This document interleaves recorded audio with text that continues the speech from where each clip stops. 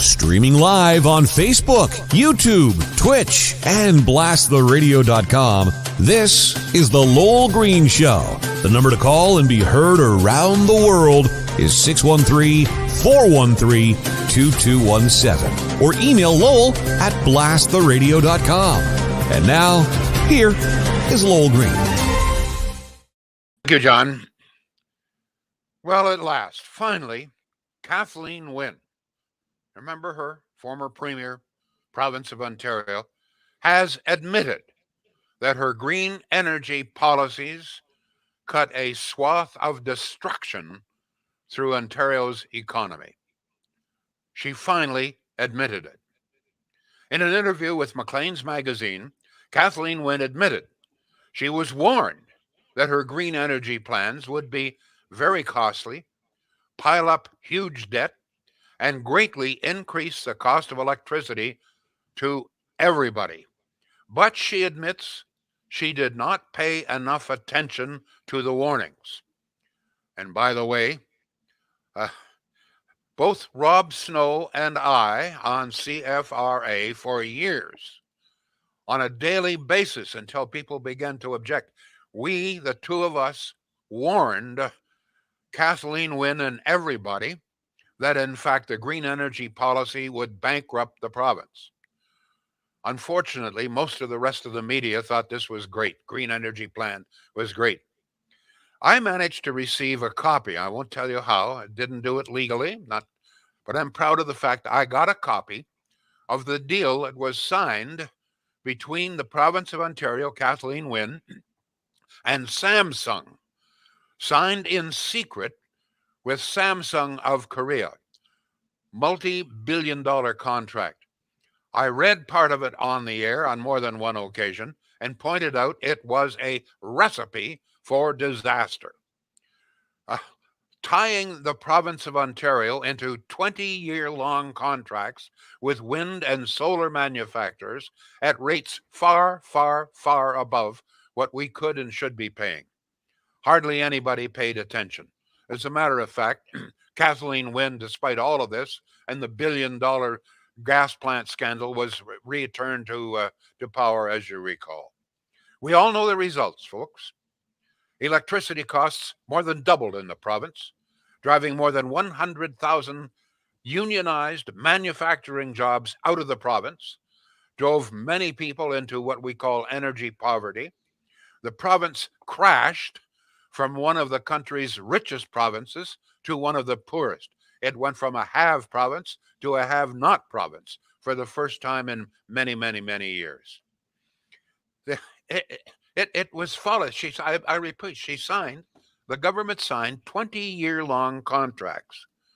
In fact, two that just provided unbelievably inflated costs for electricity on a 20-year basis.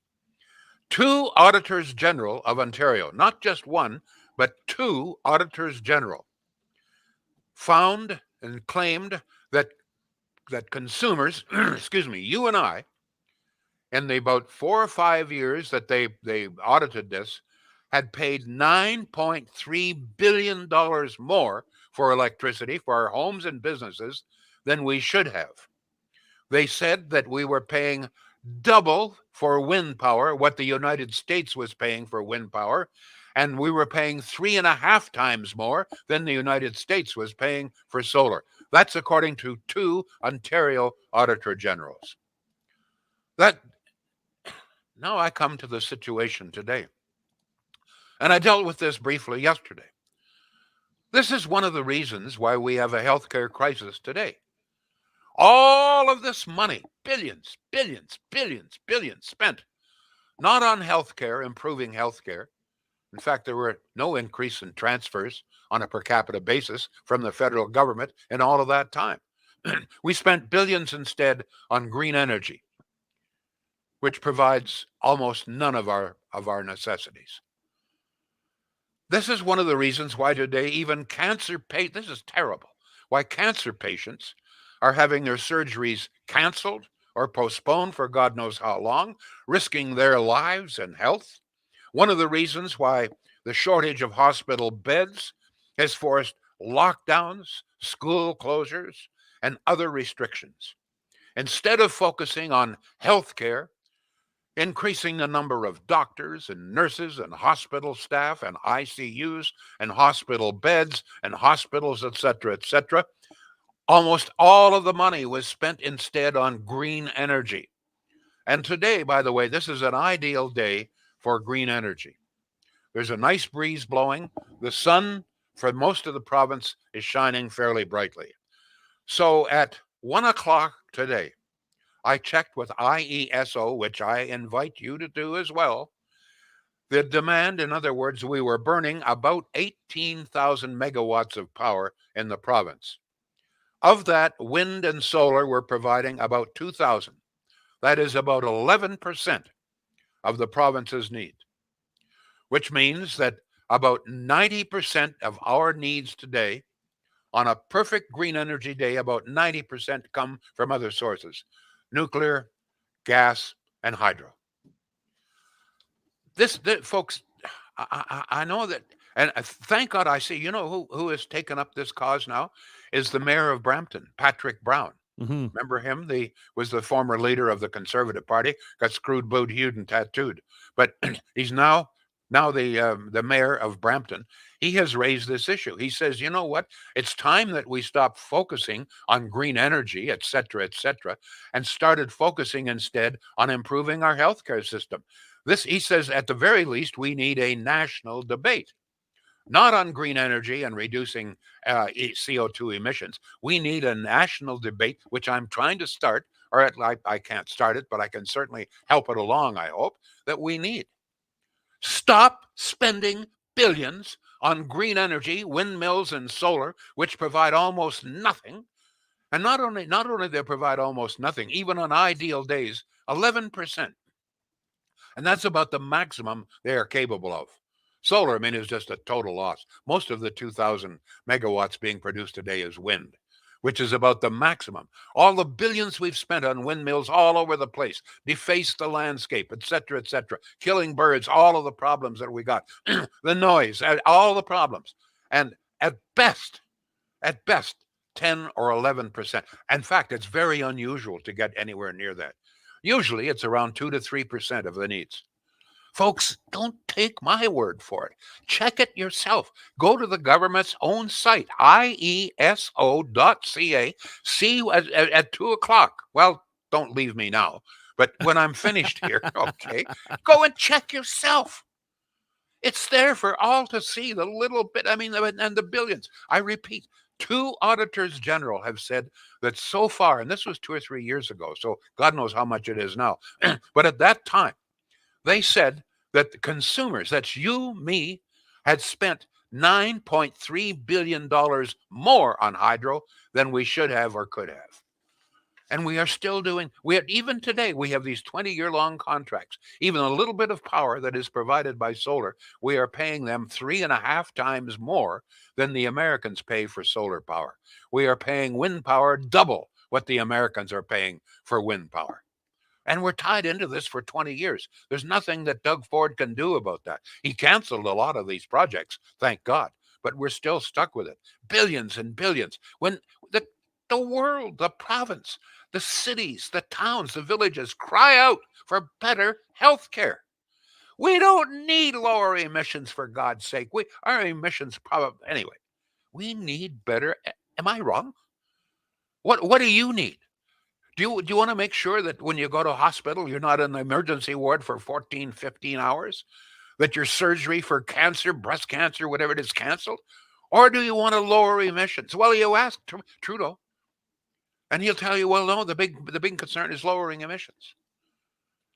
That's the emphasis, and it's been borne out even in the provinces. Even Doug Ford, foolishly, went along with carbon tax. Now, tax, I said this yesterday, and I'll say it again, tax not to improve healthcare, but to lower emissions. In a province that's almost nothing but forests and water. Most people know that who have half a brain know that our forests and water and grasslands suck up far more CO2 than we ever admit in this country. I mean, we're a huge, vast country with a tiny little population. I mean, the boreal forests go on for thousands of miles. Have you ever driven across Ontario? It takes you, what, about 3 days just to drive across the province, for God's sake. So here we have Kathleen Wynne finally admitting that she pretty well destroyed the economy of the province, brought it to its knees, okay? So now we have, and don't forget Kathleen Wynne, Liberal. So now we have Liberal Justin Trudeau doing the same thing, essentially the same thing, with his carbon tax. Now, I want to point out, if you think that the cost of living is high today, just you wait. As of April 1st, carbon tax goes up again, another 11 cents a liter for gasoline. Well, you say, I don't drive a car, I take the bus. Well, you know what? The diesel fuel burned by the bus, well, like it's going up 11 or 12 cents as well, okay? So no matter where you turn. But I don't know how many people realize if you raise the cost of gasoline, diesel fuel, you're raising the cost of virtually everything.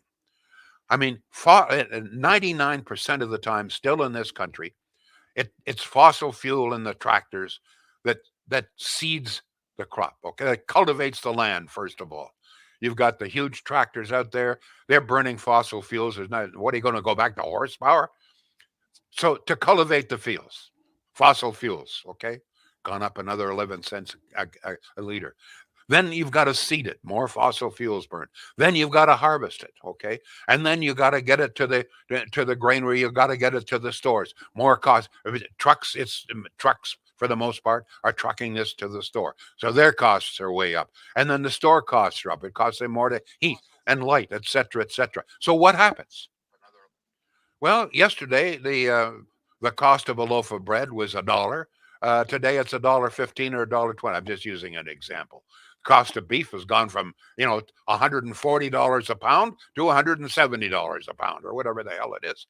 Folks, what is it about these liberals? Kathleen Wynne sets out on a policy that she now admits was terrible, was foolish, and she was warned. And I mean, you don't think that Trudeau has been warned that carbon taxes and other tax, they've just imposed another one on January 1st, clean fuel tax, whatever the hell it is. I mean, he's been warned. He should, well, surely to God, somebody is warning him, the huge debt, et cetera, et cetera. So what is it with these liberals? And why do we keep returning them to power? It's the destructive policies. And keep in mind, this energy, this green energy, we're looking at about 20 years now that we have poured these tens of billions of dollars into, as I today providing about 11% of our power in this province. And as I pointed out more than once, and I'll say it again, one of the problems, of course, with green energy is that when we really need it, when it's very, very cold, when it's very, very hot, the wind very often doesn't blow, so there's almost no power available. During the entire tremendous cold wave in the West, Alberta, Saskatchewan, on average, wind and solar were providing 2.5% of all of their needs. You know what they did in Alberta? They had to go back to some coal-fired, because they'd spent all of this money, all of this energy on wind and solar. But the wind when it's really, really cold and the smoke goes straight up, you know those days. There's no wind, there's no power, and you can install another 100,000 windmills. Doesn't matter if there's no wind. Million windmills aren't working. I'm stuttering here. Why do we continue to do this? And why isn't there a national debate? We need better health care. God almighty. All right, John, have we got any reaction here? Lots of reaction. Before we get to that, did you read the story that is breaking right the last day or so about these European airlines who are flying around empty in order to keep their priority position on the runways? I mean, like we're having to pay these carbon taxes, and we've got literally thousands of empty airplanes in Europe flying around, burning gas, burning oil just to keep their priority on the runway. Drives me nuts. I wasn't aware of that. No, I will send you the doesn't link. surprise me. None of it surprises me. It's we've got to somehow or other, John. We've got to get this. I agree with Patrick Brown. We've got to start a national debate on healthcare. We've got to get away from this fixation on green energy. Yep. We've got to stop pouring billions of dollars into essentially a useless policy. In fact, in many ways, a damaging policy. Okay, global warming may still concern you, and it may be that we need to lower emissions. But surely to God, today at the very least, the emphasis should not be on that. The emphasis should be on the real need. Don't forget, I mean, if our hospitals are jammed today with very few people in there for COVID, I mean, they were jammed long before COVID. So what do you think is going to happen in 10 years' time? What I mean, do you think what do you think your chance if you have to wait 14 hours in an emergency ward today at the Civic? How long do you think you're going to have to wait in 5 years' time, 10 years' time? You may be 30 and 40 and healthcare doesn't concern you all that much, but maybe when you're in 50 and 60, it will. Do you think if we don't start building more hospitals and beds, et cetera, now, do you think when you're 50, 60, 70 that you'll be able to get service? No way. We got to wake up. Jumping Jesus, we've got to wake up here. So Go ahead, John. Yes, go ahead. Googled the story. There are all kinds of sources. Here it is from ABC News. Europe's sky is filling up with near-empty polluting planes that serve little or other purpose than safeguarding airlines' valuable time slots at some of the world's most important airports. The highly contagious Omicron variant of COVID-19 has put many off flying, and because of it, getting people and goods from point A to point B has become an afterthought for thousands of flights. It's created strange bedfellows with environmentalists and major airlines united to cut down on near-empty flights by pressuring the European Union. Anyway, I've posted the link in our comment section so people can read that for themselves. But yeah, basically, we've got airplanes flying around empty because they want to maintain their priority position so the airlines don't lose that.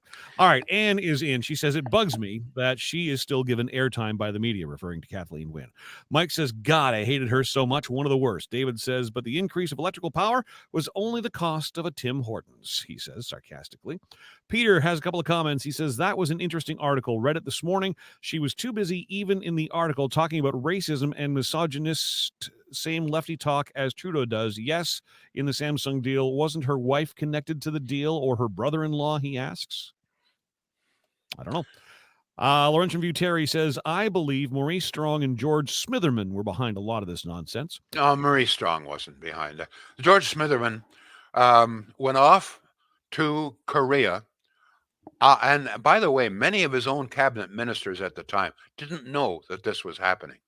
Essentially, he snuck off. Obviously, Kathleen Wynne knew. He snuck off in secret. I'm not exaggerating here. And he signed this deal, and I still have it here. I'm not supposed to have it. I could maybe, I don't know if I could go to jail, but I'm not supposed to have this deal. I got this deal. I had some friends in the government. And it was a disaster. As I say, we signed a deal with Samsung that it tied us on 20-year contracts at vastly inflated rates for wind and solar.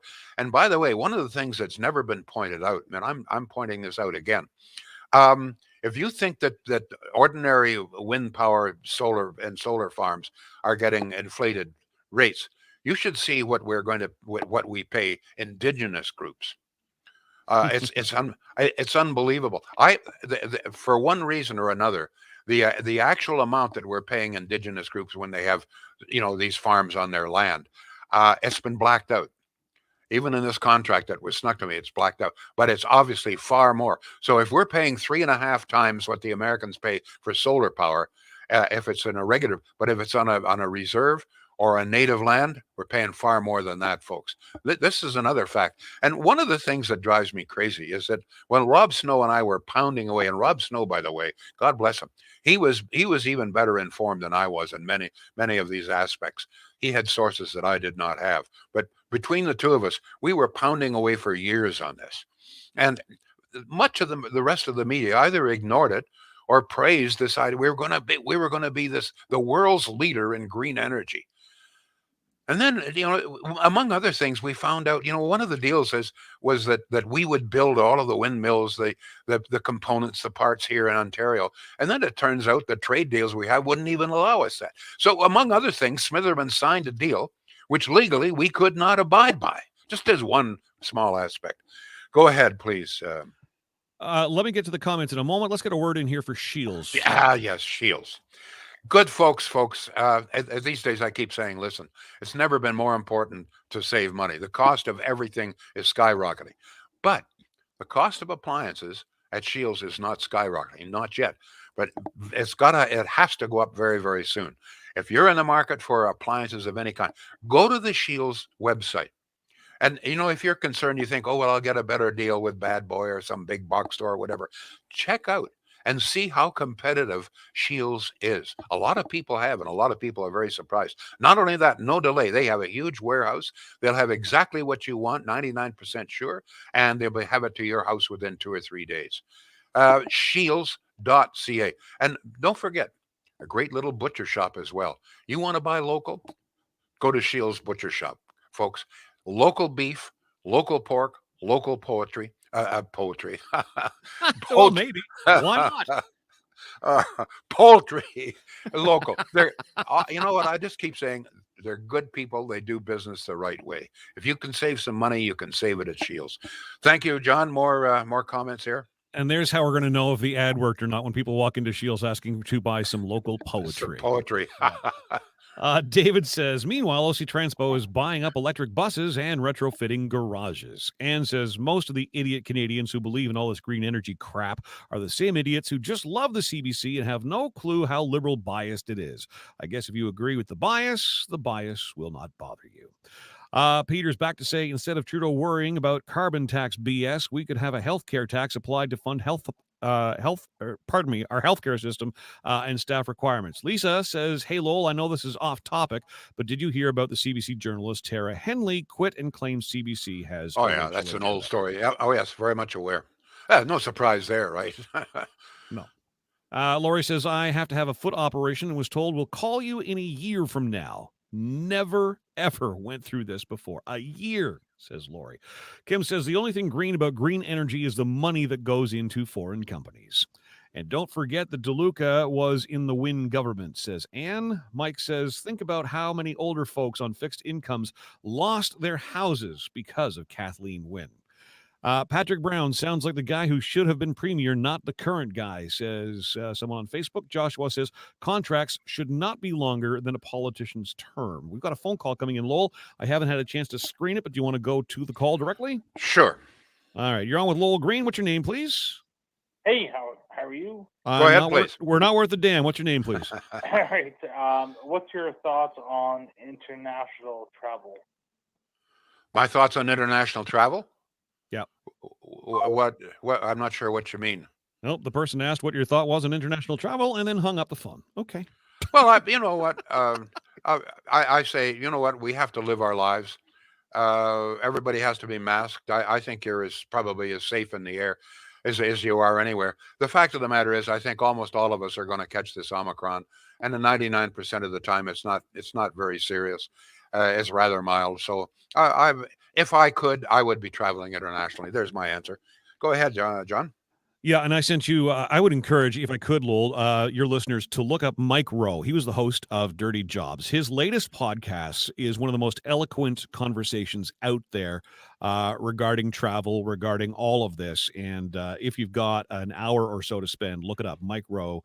Wherever you get your podcasts. All right, Richard says, just wondering, ever any thought to expanding the show to an hour? So much to put on the table in a very short time, not enough runway to get all the info and discussion out on any given day. Thank you, says RJ. Chrissy says, again, priorities. Need a leader who can prioritize things in these times. Kim says, 1.8 million for a month for the Nation Rise wind turbine project that could go a long way towards our health care. Ken says, this is what I'm looking for, folks. Until now, at almost every level of government, and including at the provincial level, the emphasis, the priority has been on lowering emissions. I mean, just think of it. All of these taxes are for no purpose other than to try and convince us to burn less fossil fuel. And it's not only the taxes, it's the fact that, for example, Justin Trudeau and his government has done everything it can to discourage the oil and gas industry, which until very recently was the number one creator of jobs in this country, other than government, and the number one creator of wealth. And they're doing everything they can to destroy it. Why?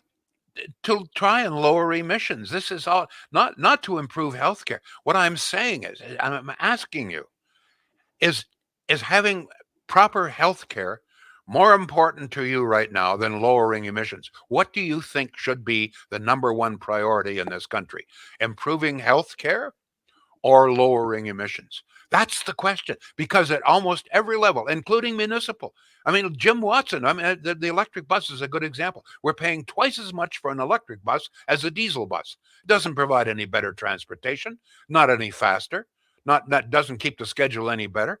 It's the only reason we're paying double what we should be paying is to lower emissions. So it's the emphasis at almost every bloody level. And it's folly. And you know what? It's killing us, literally killing us. If you have, need surgery for breast cancer and it's being postponed indefinitely, this can kill you. Folks, this lack of priority for healthcare is taking lives. John, we're almost out of time here. Yep. Okay. Again, the podcast is Mike Rowe, The Way I Heard It. People are asking what that podcast is. Some of them have had a chance to listen. He speaks very eloquently to exactly what you're talking about. All right. Ken says, Lowell, have you not figured this out yet, that healthcare isn't sexy anymore? Environment is the new sexy government spending. Well, that's what I'm saying. But it's up to you and I to get people, to get our leaders at every level to change their emphasis. That's up to us. We've got to yell and scream and demand that, you know what? Healthcare right now is far more important than lowering freaking emissions. Go ahead, John. 100%. Maggie says we need to improve healthcare, take the carbon tax and turn it over to healthcare. Healthcare, says Cheryl, hands down. Same here. Also love Don. Okay, so we're talking about podcasts. Sorry, I kind of led us down that rabbit hole. Robert says, so do you agree with the PM that most unvaxxed are racists and misogynists? I don't want to get into that. I think they're foolish, but I don't believe they're racist and misogynist. Go ahead. Facebook comment, cancer surgeries and heart surgeries have been delayed. I was to get a new pacemaker / ICD in October 2021. Now I'll have to wait at least a year if my current one doesn't give out before that. Let me just interject here and give you a little bit of news. I probably will be out of commission for some time. I don't want to go into detail here, but there is a problem with my pacemaker. So, but I'm using this as an illustration of more liberal folly, moving the Civic Hospital from where it should be, the new Civic, from just across the road to about a mile away. Tomorrow, I go to the Civic for an ultrasound, okay, at 1:40. From the ultrasound, I have to go to the Heart Institute for further tests. So guess what they do? They will give me the ultrasound. I will have someone there that will push me in a wheelchair through a corridor over to the Heart Institute. So all of you liberals out there who support this, we can't have the new Civic just across the road. How, like when we have the new Civic now, when you go to the Civic and then you have to get across to the Heart Institute, how do you propose we do that? What, will we have a special shuttle service? Will I have to get into an ambulance to do this? That's just one example of the kind of folly that the liberals seem to be getting us into. Folks, they're bankrupting us. Have a look at the number of people going to food banks. If you think a lot of people are using food banks today, just wait until after April, when the cost of fuel skyrockets again. It just never seems to end. We seem that we cannot get a reasonable, common sense decision from liberals anymore. I don't know what it is. I mean, they're just ordinary people, but moving the Civic Hospital from where it should be just across the road is just one example. And I just throw this situation out right now. Like tomorrow, they'll just wheel me through a corridor from the one hospital to the other. When we have the new Civic, I guess I'm going to have to be loaded into an ambulance, all the extra costs, the delay, et cetera, et cetera, et cetera. And this is supposed to be an improvement. Thank you all. I don't know when I'll be back again, but I hope that I'm back sometime within the next week or so. Thank you all. We'll be back. Hope. And just for the listener, we will post updates as to when we hear word that Lowell will be back. Keep your eyes posted at lowellgreen.com. That's blasttheradio.com/Lowell Green. Be well, Lowell.